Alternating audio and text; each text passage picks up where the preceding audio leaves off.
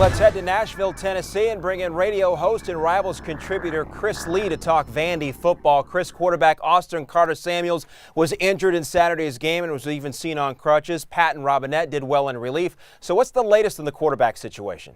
That's what everybody in Nashville wants to know. And James Franklin is not good about giving out injury information. They've got them listed as an or situation on the depth chart this week. However, I think everybody would be very, very surprised if Austin Carter-Samuels played this week. I would very much expect Patton Robinette to be the guy. He did great in relief a week ago, leading Vandy from a double-digit deficit in the second half to a win. I think everybody expects he'll be the guy this week. Chris, Texas A&M is last in the SEC against the run. How do you see Vandy taking advantage of that?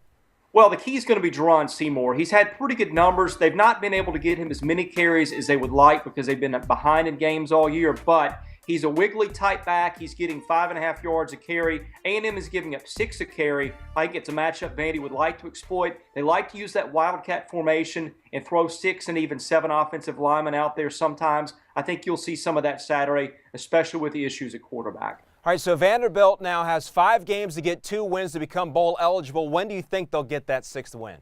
Man, it's hard to tell because so many games left on the schedule are toss-ups. You know, the A&M game, they're probably not going to win, but they've got maybe a little bit more of a chance the way they played last week.